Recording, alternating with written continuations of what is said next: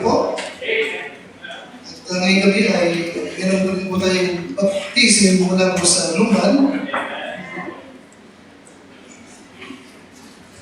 Hindi mo po simba sa book of Luke chapter 6. Ano po ng Lucas, kapitulo 6.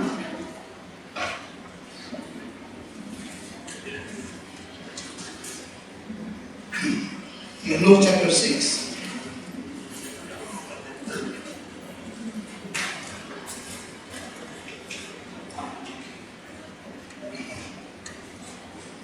Oh, I'm sorry. James chapter 4. James chapter 4. Sa kanyang umaga po yung natin Luke chapter 6. Ngayon po naman ay nagaling po kayo sa Pagkakasal ng Santiago, kapitulo 4. James chapter 4. James chapter 4. Verse number 13. Hanggang 17 po ang ating mga talata. James chapter 4. Verse 13 hanggang 17. Now, verse number 13. Go to now. Ye that say today or tomorrow, we will go into such a city and continue there a year and buy and sell and get gain. Whereas you know not what shall be on tomorrow. The legend book, for what is your life? It is given a vapor that appeareth for a little time and then vanishes away. Verse 15, for that ye ought to say, if the Lord will, we shall live and do this or that. So in verse 15, kung hindi pong titignan mo buti, ay kinokondina ng Panginoon itong merchant man, itong negosyante dito sa talatang 13. Sa bawat sa talatang 13, ay pansinin niyo po na itong merchant man ay nagsabi na ngayon o bukas, kami tutungo doon sa syudad at kami mananatili doon sa loob ng 1 taon, kami bibili at magbebenta at tutubo. Masama ba yung kanyang plano? Hindi masama. Alright? Ibig niyang kumita. Ibig niyang magnegosyo. No? Ganun pa man, o yung tingin mo puti sa kanyang danyo nila ay tila baga siya ang master ng kanyang sarili. Tila baga siya ang may kontrol ng lahat. At pansinin niyo po na sa kanyang plano ay hindi niya kinukonsidera kailanman ang Panginoon. Alam niyo natin? Kaya nga matapos siyang sabihin, yung kanyang binabalak, in verse 14, ay nagsalita ang Panginoon. Ano sabi ng Panginoon? Kayong hindi nakakaalam ng mangyayari bukas. Amen. Ganyan, di ba? Sabi niya, for what is your life? Ano bang buhay niyo? Hindi parang singaw lamang. You see? Ang buhay niya parang singaw lamang. Na yan ngayon, mamaya wala na. Amen? Kaya kahit gano'ng kaganda plano, okay, pag ikaw pinigtan ng Panginoon, walang lahat. Diba? Alright, in verse 15, ay itinuro sa atin ng Panginoon ano ang dapat nating maging panuntunan sa buhay. Anong dapat ang ating panuntunan sa buhay? Verse 15, pakalakas, for that ye ought to say. Sabi ng Tagalog, ito ang dapat niyong sabihin. Kung ipagkakaloob ng Panginoon na mabubuhay pa kami, gagawin namin ito at yun. Kakalihin po? Kakalihin po? Anong itinuturo sa atin ng Panginoon? Sa lahat ng ating gawin, walang masamang may plano ka. Walang masama. Tama lamang. Okay? Ganun pa man, ano bang dapat? Lagi mong ikukonsidera ang kalooban ng Diyos. Okay? Magkaroon ka ng panuntunan to consider the will of God sa lahat ng iyong layunin o plano sa buhay. Amen, Christian? Amen? Listen, Christian. Okay? After a person is saved, there is nothing more important in their life than knowing and doing the will of God. Amen? Matapos kang maligtas, wala nang pinaka-importante sa buhay mo, kundi alamin mo kung ano ang kalooban ng Diyos. Ano ba ang kanyang gusto mangyari? Ano ba ang nais ng Diyos na gawin ko? Amen, isa? Yun ang mahalaga. Okay? Amen? Kaya yun ang aking paksa ay gabi, no? Minsan dumaan na tayo, pero idadaan ko kanyang muli for the second time. God's will and making decisions. Okay?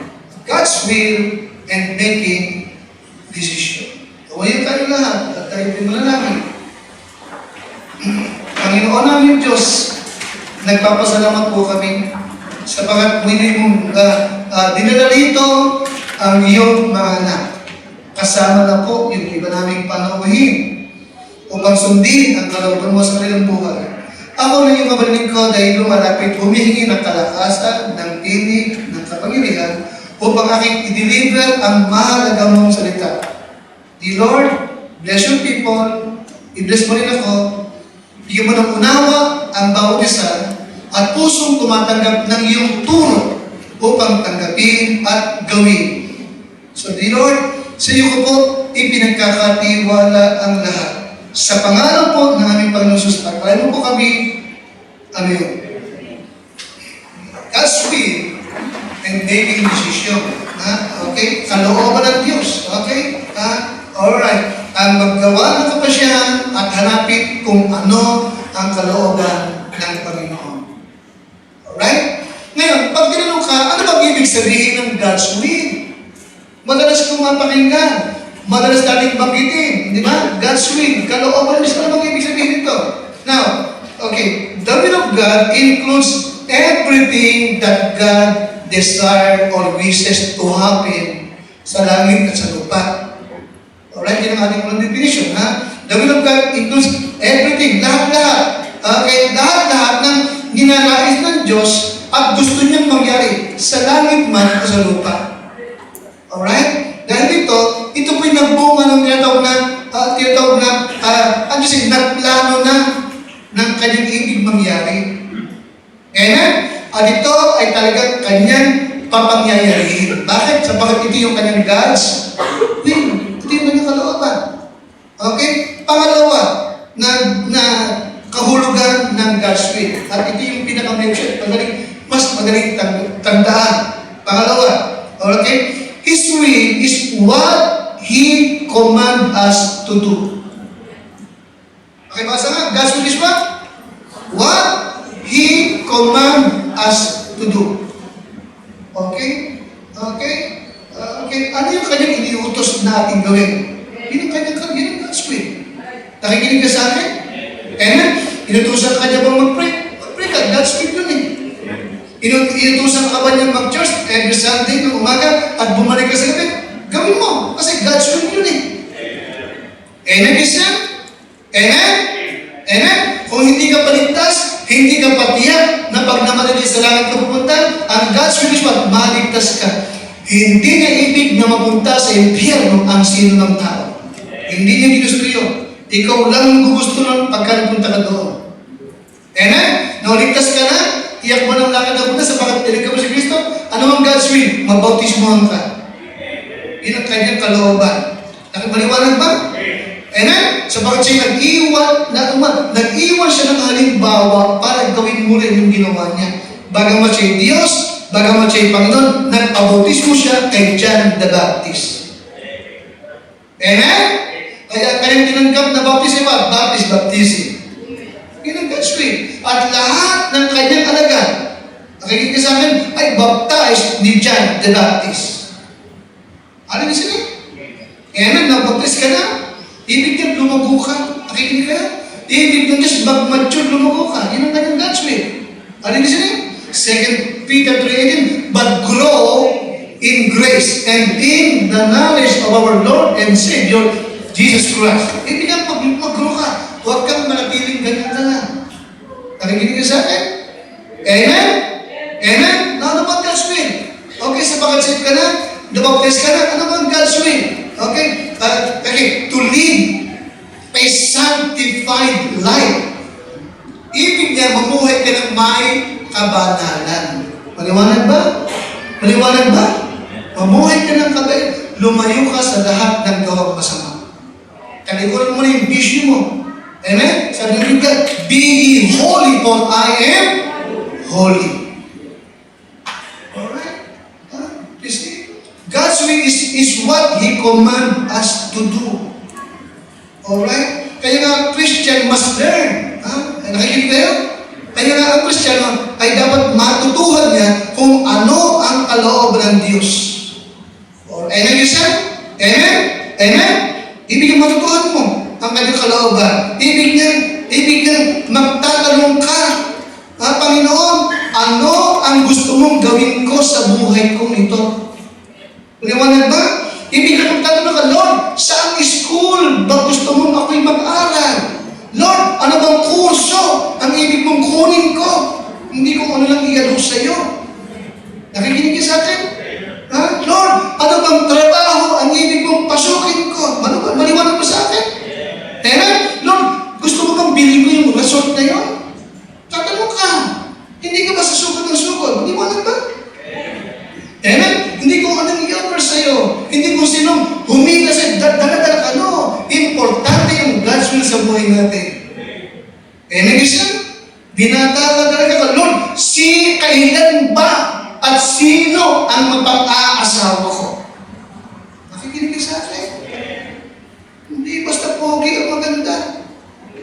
Manaman ba sa atin? Hindi basta ang ganda ng kanyang buhok. Mahal mo yan. Ayaw mo na. Maliwanag ba? Lahat ng basta kung hindi guwapo maganda, nagsisi. Di ba namin? Amen? In Ephesians chapter 5 and verse 16, read your Bible please. Ephesians 5 and verse 17. Okay, sabi ng Bible, no? Okay, verse 17. Wherefore, be ye not unwise. Nakatay po? Type 17, naliwanag ba? Wherefore, be ye not unwise. Kaya nga, huwag kayong maging mangmang. But understanding, bakit what the will of the Lord is. Maliwanag ba? Ano sabi ng Tagalog? Pakipasa ka? Kaya, huwag kayong maging mamamang. Kundi what? Unawain ninyo kung ano ang pakilakas kalooban ng Panginoon. Maliwanag ba? Amen? Kaya ang Kristiyanong matalino, inuunawa kung ano ang kalooban ng Diyos. Maliwanag ba? Kung hindi mo gustong alamin ng kanyang kalooban, you are what? Unwise. Okay. Now, tatlong bagay ang ibig kong ulitin po sa inyo. At tandaan niyo po, at kung maaari lang talaga, isulat niyo po ito sa likod ng inyong Bible. No? Don't forget, number one, lagi po talaga, God has a will for you. Hindi pwedeng wala. Madalas kong sabihin, okay? Pakilakas, truth number one. Ito naman yun, God has what? Pakilakas, God has what? God has a will for you. Hindi pwedeng wala. Okay? Bawat isa po sa atin, may layunin, may plano ang Diyos sa iyo. God has a will for you. In Psalm 57 and verse 23, the steps of a good man are ordered by the Lord, and He delighted in His way. Maliwanag ba? Amen? Nagtakda na ang Diyos ng lalakaran mo. Hindi ka pa man ipinapanganak, inihandanan niya yun. Ephesians chapter 2 verse number 10. Nabasin ba yun? Ano sabi ng Ephesians chapter 2 verse number 10?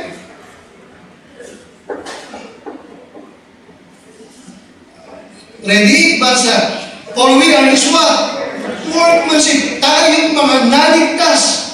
Okay? Ay kanyang what? Workmanship. Created in Christ Jesus. Ang tuwa. Lakas po. Good work. Which God had what?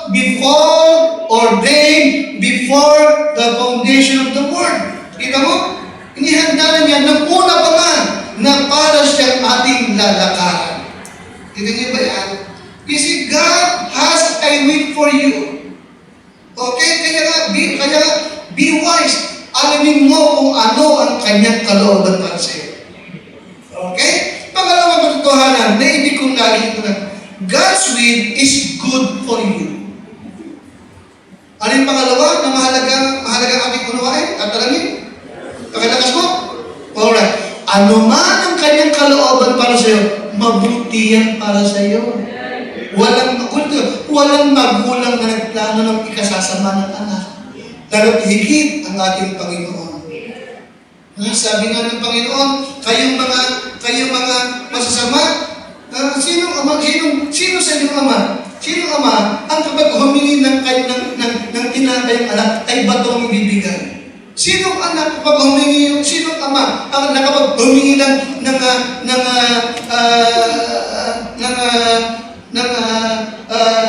ano ba yan? Tinapay or ng pagkain yung kanya ay ahas, ng itlog ay ahas ang bibigay. O alam ka. Sabi ng Lord, kayong masasama, marunong kayo magbigay ng mabuti sa inyong anak, gaano pa kaya ang inyong masalanan? Amen, Christian? Sabi ng Lord, my thoughts are not your thoughts. Neither my ways your ways. Amen? Walang masamang inisip ang Diyos para sa kanyang mga anak. You see, so God's will is what? Good for you. Okay? Mabuti ito para sa iyo. Alright? Kaya nga matuto tayo na alamin ang kanyang kalooban. Matuto tayo na magpasakop sa kanyang kalooban. Amen, isa? Matuto tayong magtanong kung anong plano ng Diyos para po sa atin. In Romans chapter 12, and verse number 2, sa Biblia, be not conformed to this world, but be transformed by the renewal of your mind, that you may prove what is the good and perfect will of God. Sa Tagalog, huwag kayong magsiayon sa sanlibutan nito. Ano siya? Ang sanlibutan walang direksyon. Amen? Walang direksyon. Gayahan lang ng gayahan. Liwanag ba? Magtayo ka dyan ng pizza house, bukas makalawa, tatlo ng pizza house. Amen. Diba? Magtayo ko din ng saguhan, bukas makalawa, tatlo yung saguhan. Nakikinig ka sa akin? Amen? Mag-alaga ka ng aquarium, lahat may aquarium. Amen, isa? Magpakalbo ka, okay siya, magpapakalbo rin. Diba? Parang ganun lang. Kasi, huwag kayong magsiayon sa sanlibutan ito, kundi mag-iba na kayo sa magitan ng pagbabago ng inyong pag-iisip upang inyong mapatunayan kung alin ang mabuti at kaayaya at lubos naman. Yes, God's will sa buhay mo. Ha? Kaya God's will is good for you. Alright? And God wants you to know His will. Alright? Ano man ang kanyang plano sa iyo, ano man ang kanyang kalooban, alright, ibig niyang matutuhan mo, ibig niyang malaman mo. Listen carefully. Hindi ito para isikreto sa iyo. Hindi kanya para pahirapan, para matuksan mo. Ibig niyang matutuhan mo at gawin mo. Alright? Ephesians 5:17, pakilakas ka ulit. Wherefore, be not what? Kaya huwag kayong maging mga kundi but understand what the will of the Lord is. You see? Naiintindihan. Kaya mong unawain. Alright? You see? But understanding. Liwanag ba? Magaling malaman. Okay? Kaya nga sa gabi nito, ikaw ba ay interesado malaman kung ano ang kalooban ng Diyos para sa iyo? Interesado ka ba? Ano isa? Nais mo ba? Ha? At kung ito ba'y malalaman mo, handa mo bang gawin? Nakikinig sa akin? May tiwala ka ba sa Diyos na ano man ang kanyang kalooban, good for you?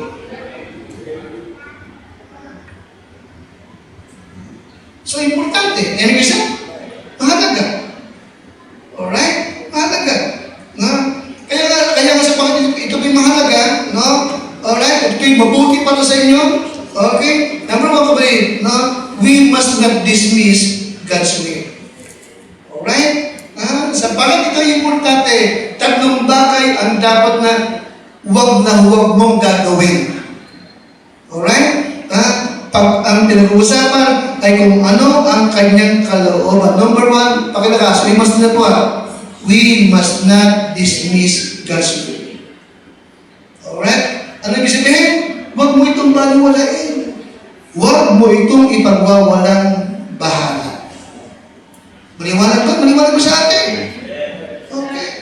Ano man ang pangarap mo? Ako may mag-a-abroad. O dito lang sa Pilipinas. Okay?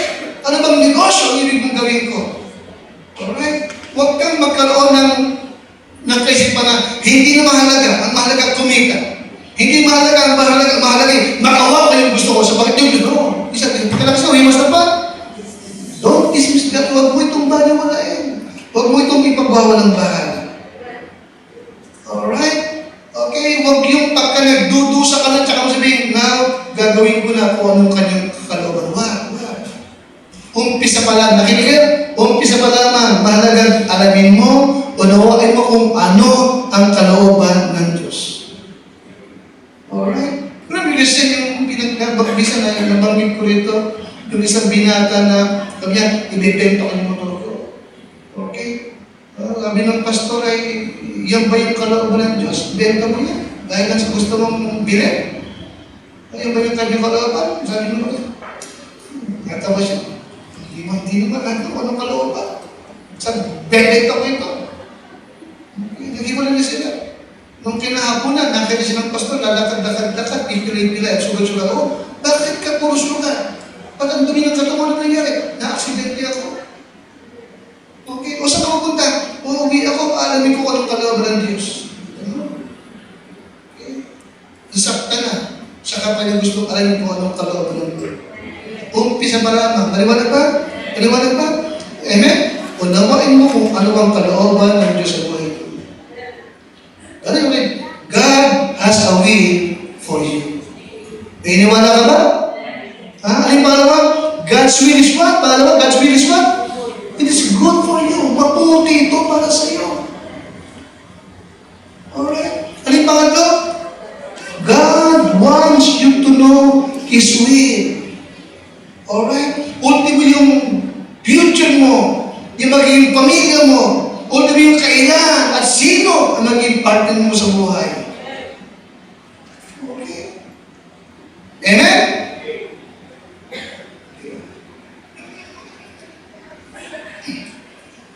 Kaya nga, di ba? Kaya nga, God condemned yung merchantman, di ba?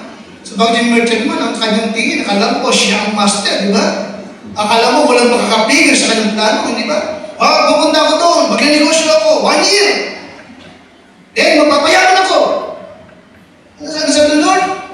Well, as you know not what shall be tomorrow. Kayong hindi nakakalam na mangyayari bukas. What is your life? What is your life? It's like what? A vapor. Alam mo?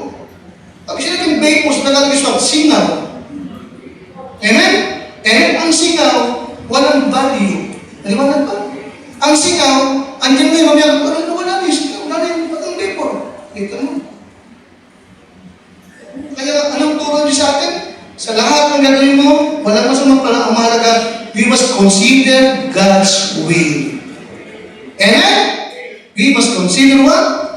God's will. Alright? This is good for you. Kaya we must not dismiss God's will. Okay? Remember si Joshua at yung Israelita? Nagbigay ng utos ng Diyos na huwag kayong makikipag-covenant sa mga bayan, sa mga tao niya, huwag kayong makikipag-covenant. Sapagkat sila yung makakasama sa inyo, sila yung magiging tinig sa inyong tagliran. Sila yung magiging tinig, makinan yung henerasyon darating. Remember that? This is sa verse number 9, chapter 9. may mga taong dumating, mga nakakabayo na gulag-gulalit ang damit. Ha? Okay, madumi. At yung baong tinapay nila ay may amag na. At yung kailang lalagyan ng tubig ay tuyo-tuyo na. Ang sabi nila kay Joshua, kami taga-malayong lugar. Ibig namin makipag-covenant sa inyo. Nakikinig ka sa akin? Ibig namin makisalunguhan na sa inyo. Alright? At si Joshua at ang Israel, agad silang tinanggap. Nakikinig ka sa akin? Nakikinig ka? At nung matapos ang covenant, kinabukasan, natuklasan nila, sila pala yung mga Gibeonites. Remember that? Mga tao, hindi nais ng Diyos na makipag-covenant sila. But huli na. Nakipagtipa na sila at hindi pwedeng masira yung covenant. Paliwanag ba? Nadaya sila. Nakikinig kayo? Ulit ko, nadaya sila. Bakit? Joshua chapter 9 and verse 14. Read your Bible. Makikita nyo, hindi sila sumangguni sa Diyos. Hindi nila inalam kung ano ang kalooban ng Panginoon. Nakipagtipan sila na hindi muna sila kumonsulta sa Diyos. Joshua chapter 9 and verse number 14. Nandiyan na kayo? Joshua 9:14. Kasi tayo nga pula, ready? Basa. And the men took of their victuals and asked not counsel at the mouth of the Lord. Kita niyo? Bakit sila nadaya? Ang dahilan? Sapagkat hindi sila humingi ng payo sa Panginoon. Okay? So Christian, we must not dismiss God's will. Alright? Sa lahat ng ating gagawin, mahalagang konsultahin muna natin, ano ba ang kalooban ng Diyos sa buhay ko? Ha? Ano Christian? Ako din magtatrabaho sa Biblia? O sa kalamba? Ha? Okay. Ako ba magdinegosyo dito? Hindi. We must consider God's way. Amen?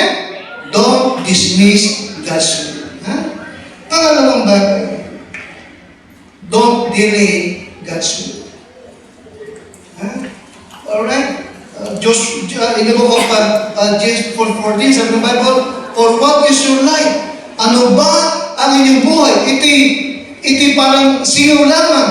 Sandaling panahon, lumilitaw, pagdaka napapawi. Amen? Amen, kisa? Kaya tatandaan, no? Ano man ang kanyang kalooban at natutuhan mo, nalaman mo, nakikinig ka sa akin, kaagad mong gawin. Huwag mo nang ipagpaliban. Paliwanag ba pa rin? Amen? We must delay God's will. Alright? Sapagat ang buhay ay maiksi. Ha? Sabi ng Bible, redeeming the time because the days are what? Evil. Alright? We must not delay God's will. Kaya nga, kung ligtas ka na, tinanggap mo ng Panginoon, at kailangan mabawis mo ang huwag mo nang patagalin. Amen? We must not what? We must not what? We must not delay God's will. May gusto kong iwin, may gusto kong turo ng kaligtasan, nakikinig ka sa akin, huwag mo na ipagpaliban. Nakikinig ka, huwag mo na ipagpaliban pa. Sapagat baka maring bukas, huli na. We must not what? We must not delay God's will. Sapagat kalooban ng Diyos marikas to, don't delay. Huwag mo na ipagpaliban. Turuan mo agad. Amen, kisa? We must not delay God's will. Kung alam mo namang kalooban ng Diyos na ibigay mo ito sa iyong kapatid, ibigay mo ito sa gawain ng Diyos, huwag mo sabihin, sa makalaw, no. We must not delay God's will. Ano man ang gusto mong gawin para sa Lord, huwag mo nang ipagpaliban pa. Alright? Or what is your life? Amen? What is your life? It is even what? A vapor. Amen? Ang mahalaga, kunin ka man ng Lord, natapos mo yung gawain mo. Ang mahalaga, ano man ang mangyari, yung ipinangako mo, nagawa mo. Natupad mo. Alright? Kung sa gabing ito, nakikinig ba kayo? Kung sa gabing ito, wala ka sa kalooban ng Diyos. Kung sa gabing ito, meron kang alam mong hindi tama, hindi dapat na ginagawa. Ha? At kinausap ka na Lord, we must not what? Huwag mo lang ipagpaliban. Ngayon, itama mo na lahat. Okay?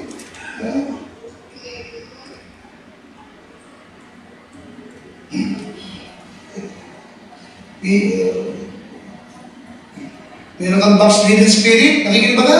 Meron kang backslidden spirit, meron kang galit, meron kang unforgiving spirit, at kinuusap ka nun, at nahamon ka, nakundi ka na mali ang iyong katwiran, mali ang iyong ginagawa, at kailangan mong itama. We must not delay it. Gawin mo kung ano nga dapat. Amen? Hanggat may panahon pa.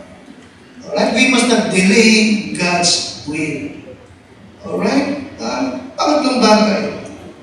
What is verse 17? Kaya tandaan na, God has a will for you. Amen? Amen? And God's will is what? And God's will is good for you. Tama? And God wants you to know God's will. Alright? Kaya nga sapagat maliwanag na sa iyo, natutunan mo, don't dismiss God's will. Pangalawa, don't delay God's will. Alright? Ano man ang nalabot mong gawin mo kaagad. Huwag mo nang ipagpaliban pa. Kung ito yung kalooban ng Diyos para sa iyo. Ha? Alright? And then, pangatlong bagay. James 4:17. Pakibasa ka ng malakas, James 4:17. To them that know it to do good, and doing it not, to them it is sin. Sa Tagalog, sa nakakaalam nga ng paggawa ng mabuti at hindi ito ginagawa, ito'y what? Ito ay what?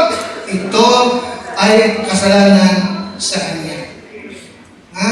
Pangatong bagay na dapat mong iwasan at huwag mong gagawin. Kung natutuhan mo na, ito ang kalooban sa anong dapat? Pangatong bagay na hindi dapat. Ha? We must not defy God's will. We must not defy God's will. Alright? Huwag mong suwayin. Huwag mong labanan. Maliwanag ko sa atin. Huwag mong labanan. Huwag natin kakalimutan. Okay, you cannot win against God. Alright? You cannot win against God. Alright?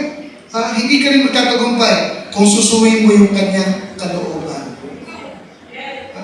Kaya nga, alam mo na, alam mo ang kanyang kalooban, alam mo kung saan kayo tinawag, alam mo kung anong ibig niyang ipagawin, ibig na Diyos na gawin mo para sa Kanya.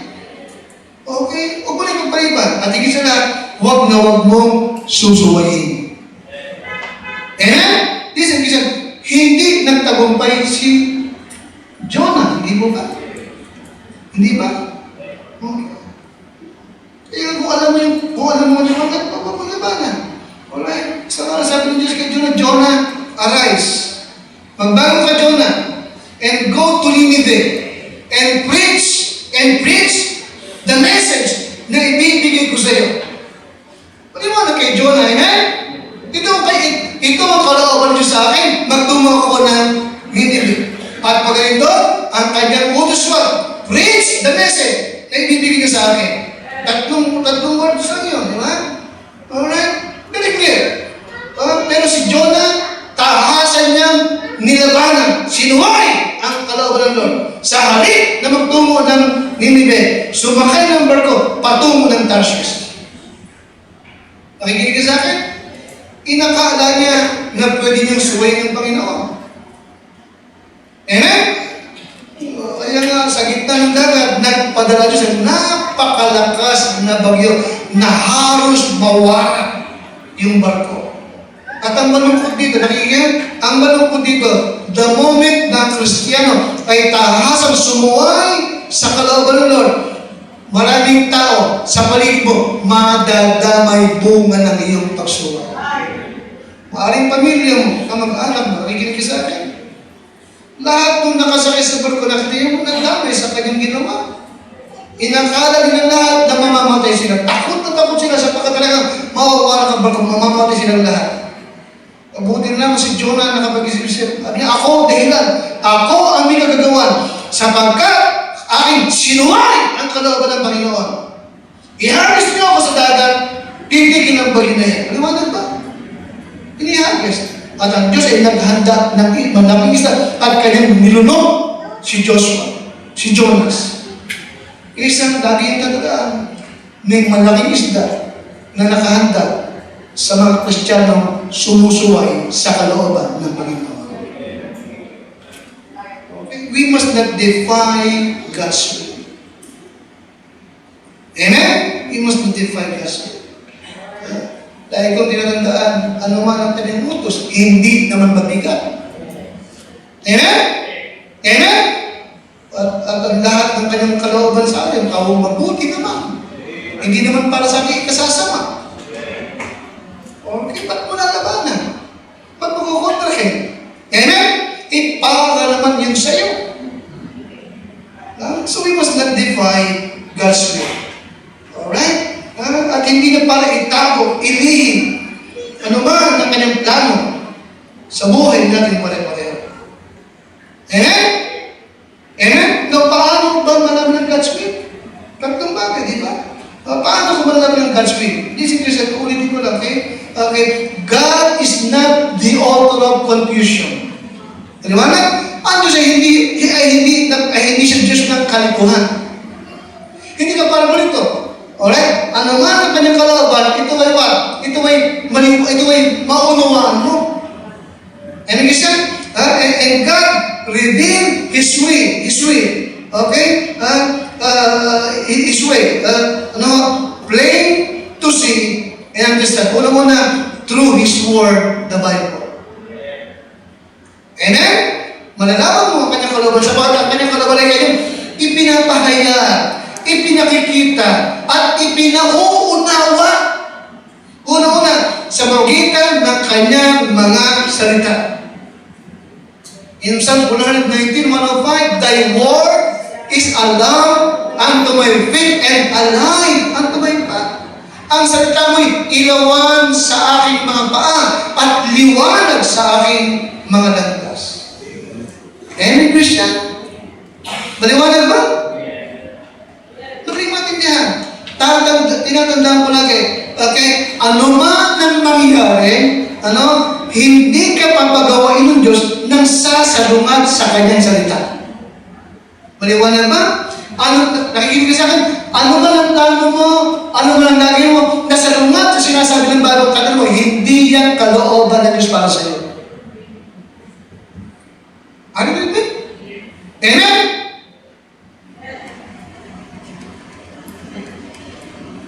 Ano ang sabi ulit ng Psalm 105? Thy word is what? A light. Okay? Ang salita mo'y lakas, ilawan sa aking mga pa. At pangalawa, liwanag sa aking pa. Kita mo? Landas. Anong landas? Landas ng buhay. Amen? Landas ng buhay. Alam mo, ano ba yung gusto niya mangyari sa iyo? Okay, so God reveals His will, through His Word. Pangalawa, through His Spirit. Okay? God's Word. Number 2, God's Spirit. Sa pamagitan din ng kanyang Espiritu, ipinapahayag niya, ipinakikita niya kung ano ang kanyang kalooban para po sa iyo.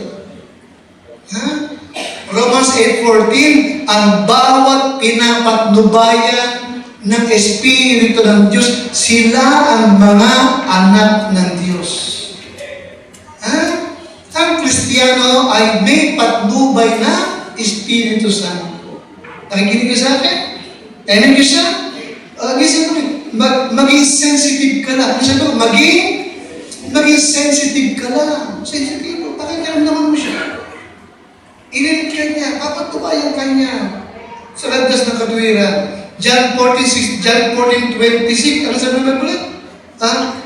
Datapot ang mga alip sa makatuwid ay ang Espiritu Santo na susuguin ng Ama sa aking pangalan. Siya ang lakas magtuturo sa inyo ng lahat ng mga bagay. Amen? Ano pa? At magpapaalala ng lahat na sa aking sinabi. Kita mo? May papadnubayan ka. Pangalawa, tuturuan ka. Pangatlo, papaalalahanan ka. Maliwanag ba? Kaya nga ang kalooban ni Siwat, plain. Ano pa? Understandable. Simple, maunawaan mo. Maliwanag ba? Huwag mo lang siya parang hahamunin. Huwag mo lang siya susungunin. Maliwanag ba? Huwag mo lang babaliwalain. Huwag mo lang sabihin, hindi na mahalaga ang gagawin. Huwag kang makugaling. Alam mo, hindi ka pwedeng manalo sa Panginoon. Alright? And God's will is good for you. Good for you. Okay.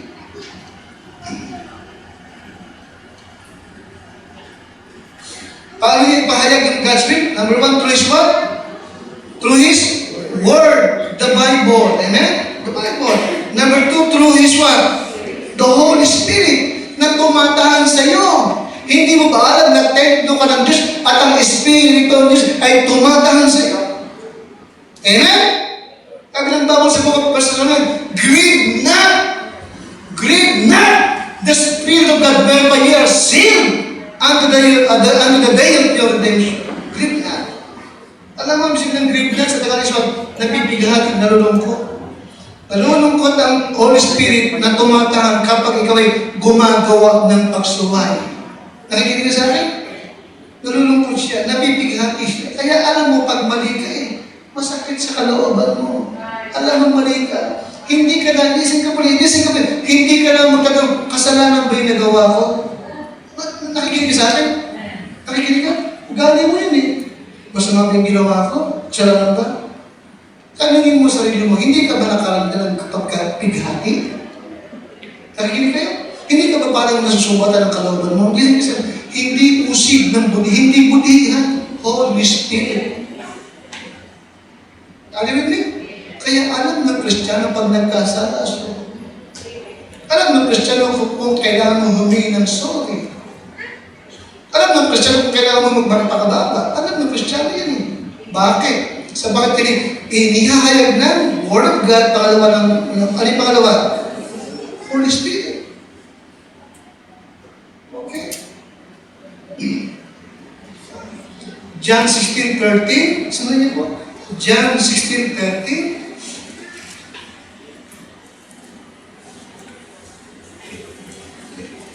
Hindi ka maliligaw, no? Kapag ikaw po ay sensitive sa leading ng Holy Spirit at talagang handa kang sumunod, handa mong gawin, no? Okay, ang kalooban ng Diyos, hindi ka para maligaw. John 16:13, ganun po. Makikita mo din isang titawag na title ng Holy Spirit. Kanya kayo? Howbeit, when He, the Spirit of what? Truth. Kita mo? Tinawag siya dyan, Spirit of Truth, Espiritu ng katotohanan. Okay? Anong gagawin niya? Howbeit, when He, the Spirit of Truth is come, He will what? He will guide you into all truth. Kita mo? For He shall not speak of Himself, but whatsoever He shall hear, that shall He speak. And He will show you things to come. Kita mo? Okay, papatnubayan ka niya sa lahat ng katotohanan. Hindi ka di papahamak. Maniwala ba sa atin? Amen, kasi? So, God reveals His way through His Word, through His Spirit, then through God's people. Paano niya inihahayag ang kanyang kalooban o yung kanyang gusto mangyari? Through His what?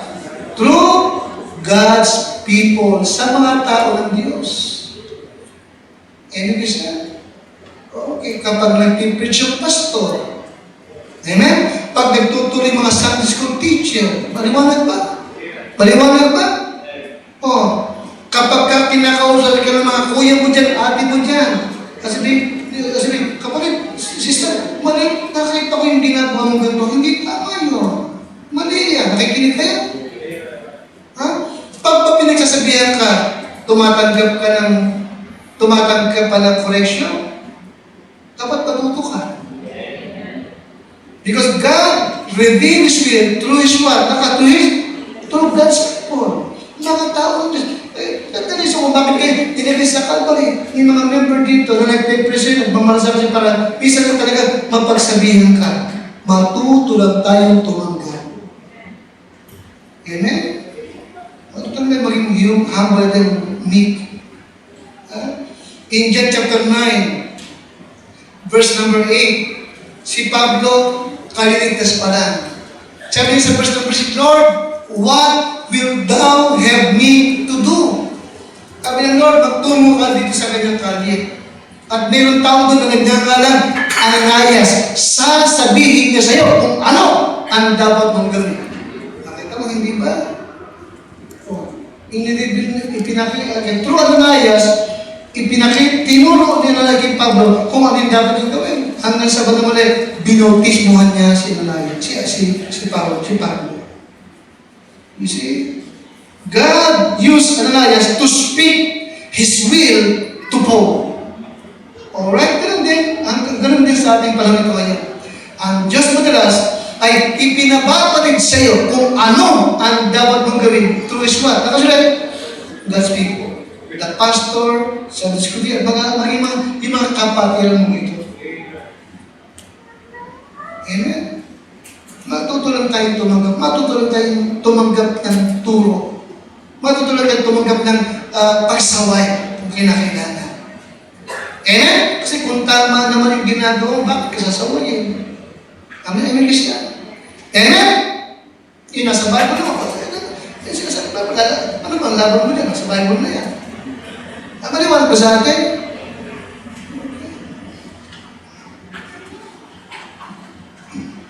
Yes, God wants you to be in His will. Ang Diyos, nais niya nasa kalooban kanya. Amen, Christian? Ayaw nang iwan ka sa gitna ng dilim. Ayaw nang iwan ka na nanangapa ka. Ano bang dapat mo? Ayaw nang gano'n. Ayaw niya. Alright? Kaya ang ibig niya ipaunawa sa iyo kung ano man ang kanyang kalooban. Kaya ngayong gabi ito, naniniwala ako, alam mo na, ang Diyos ay mayroong plano sa buhay mo. Amen, Christian? Amen? God has a will for you. Tama ba? Tama ba? At ano man ang kanyang kalooban para sa iyo, ito'y mabuti para sa iyo. Niniwala ka? Amen? At ngayong gabi, God wants you to know His will. Niniwala ka? Amen? Amen? Ngayon, at kung malaman mo, handa mo bang gawin? Amen mo? Handa mo bang gawin? Handa ka bang magpasako? O tumayo mo